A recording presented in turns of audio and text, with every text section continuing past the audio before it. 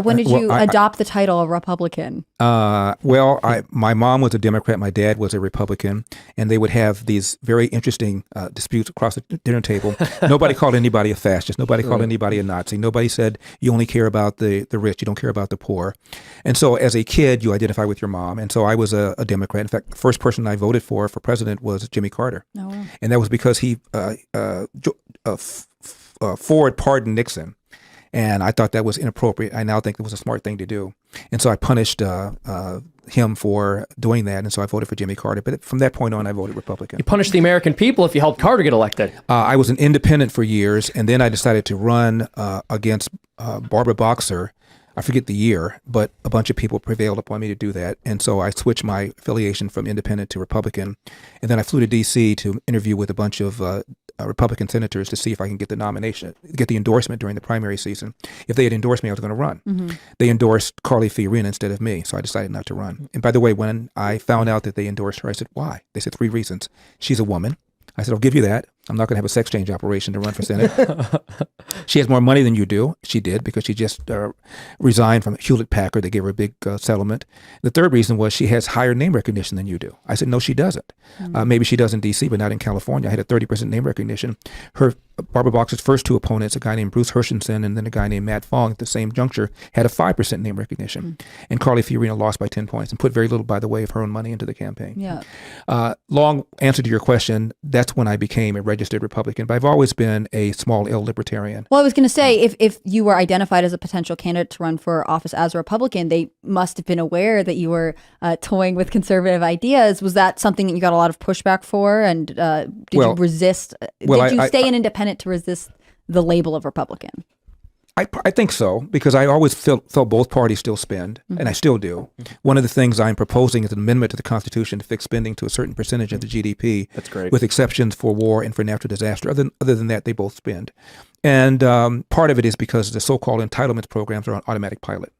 Social Security, Medicare, Medicaid, Obamacare, and a few others. And if you even suggest you're going to reform them and try to run for office, you're going to lose. Well, you know, so the can gets kicked down the road. Even Barack Obama and Bill Clinton used the word unsustainable to describe the entitlements program. So everybody knows that they're unsustainable. You just can't politically do anything about it. You can't be the one to axe them. Yeah. No. And however, if you are forced to do it by law, then and only then will there be a reform. For young people like you, they're not going to be there. And so it seems to me the president, and I will do that when I become president, will use the bully pulpit to explain this to people, particularly young voters, that this is in your best interest and maybe something can happen. And so I just want to ask quickly, where would you fix that GDP to revenue ratio? 10%, which is half of what it is at right now. All right, which is going to require massive changes. Yeah. And I say 10% because in 1900, at all 3 levels, state, local, and federal, believe it or not, government took 9% from the American people. Now all 3 levels, government takes 32%. And in my opinion, if you put a cost to the mandates, government takes almost 50%. Yep. This is way bigger than what the Founding Fathers intended. They did not intend for there to be an income tax. They intended for the limited duties and obligations of the federal government to be paid for by duties and tariffs. They would be appalled at Obamacare. They'd be appalled at Social Security. They'd be appalled at Medicare. They'd be appalled at FEMA. They'd be appalled at the things that the federal government is doing. Well, it's interesting you point out that the federal government takes so much of our money, and they have, and you're right. There's an interesting observation. This is referred to as Hausers Law. I'm not sure if you're familiar with this, but the basic idea is that regardless of where tax rates are, regardless of how much the government tries to take, since World War II, federal revenues have always hovered around 19.5%, which just goes to show that if you impose these insanely high taxes on people, they either become less productive, and so there's less to tax, or they start hiding their money so the government can't get to it. Right. Rich people are not rich because they're stupid. Yeah, that's right. They hide their money or they put them in other kinds of things so that they're taxed less. Yeah, and so, there are certain left-wing commentators who will scoff at the idea of the Laffer Curve. And a more sophisticated left-wing approach is to say, okay, the Laffer Curve exists, but I don't think the parabola peaks until we're at 70% in terms of our tax rate. All right, well, that's ridiculous, but at least you're acknowledging the reality that if you tax people at 0%, you'll have zero revenue. If you tax them at 100%, you'll also have zero revenue because no one's going to work. And there's some point along the middle where you maximize revenue for the government.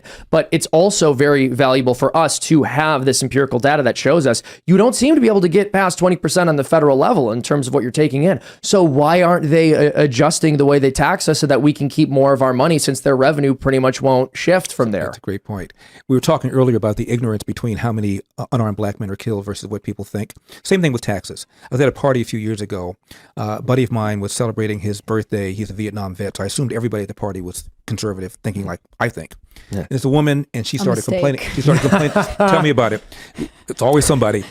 She was complaining about how rich people didn't pay very much in taxes. I thought she was joking at first. She kept saying it over and over again. And I said, excuse me, I overheard you say rich people don't pay their taxes.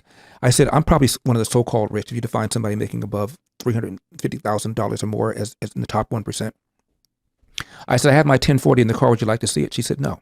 I said, of all the federal taxes, what percentage do you think is paid by the rich? She said, what do you mean? I said, assume this pie is all the federal taxes. What slice by percentage is paid by the top 1%? She said, oh, I see what you mean. 1%.